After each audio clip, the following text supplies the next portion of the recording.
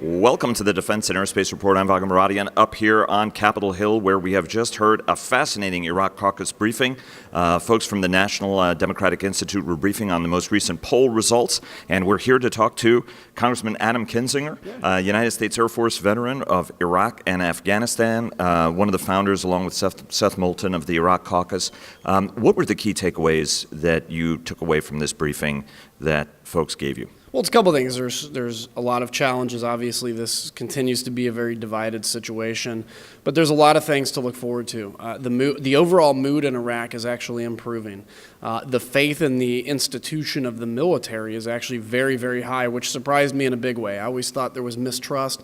The polling shows that there isn't. So you see some building grounds to be able to say, all right, once you destroy ISIS, secure Iraq, what do we actually build the next government on, or actually a stronger government, the current government on?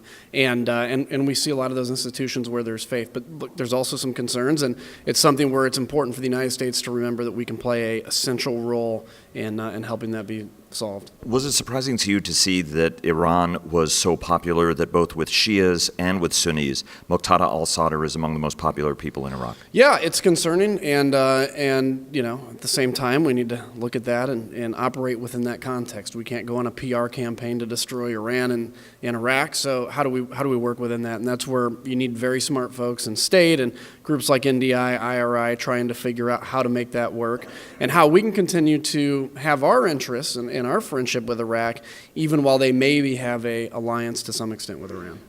You're an Illinois Republican, you're an Air Force veteran, you're still of Iraq and Afghanistan, but you're still a major in the Air Force Reserve, aim high.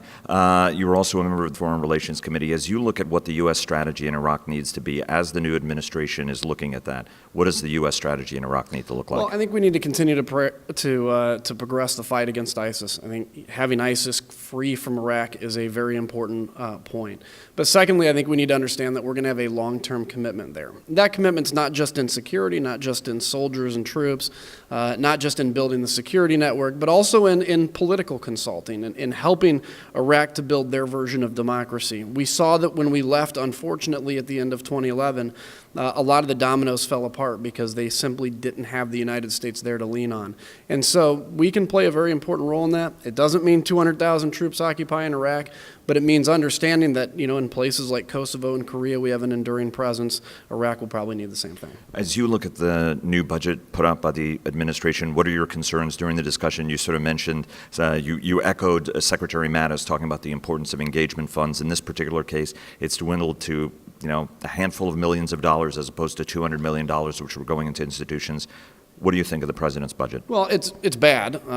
No president's budget's ever praised even by his own party in the last probably decade. One time we put President Obama's budget and it got 0 votes. So this isn't going anywhere, but I think the important thing to note is as much as we need to build the military and as much as we need to prosecute a war militarily, the importance of organizations like state, NDI, IRI go hand in hand with executing a war from a kinetic perspective. So I think we need to understand, look, investing in State Department, investing in NGOs, and investing in groups like NDI and IRI is way cheaper than buying a GPS-guided bomb to take out a target. And anytime we can do conflict mitigation to prevent war from happening, that's a way better deal for the taxpayers and, frankly, a way better deal for humanity. Let me ask you one last question. I know your time is short. It's been a busy day with votes. Afghanistan, what do you think the way ahead in Afghanistan has to be? The administration is looking for more troops, not yet a formal number.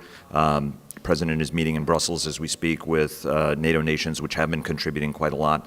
What's your view on what's next in Afghanistan? Well, I think we need to put the number of troops that are required to put pressure on the Taliban via the ANA, via direct action from our guys, in order to drive that to the negotiating table. It's not time, I don't think, to negotiate with the Taliban now. They need to feel the pressure, and the result needs to be not that you continue to fight the people of Afghanistan and the national government, but that maybe there's a way for reconciliation. At this point, that's not there. So I think instead of focusing on arbitrary numbers like I feel like we have too much over the last 8 years, we need to focus on the force structure necessary to carry out that mission, to put sufficient pressure on the Taliban and the terrorists that are present there, and ultimately understand this is still going to continue to be a long fight. And and with that, hang on a second, Congressman Adam Kinzinger, Republican of sunny Illinois. Sir, thanks very much for joining us. Anytime. Thank you. Take care.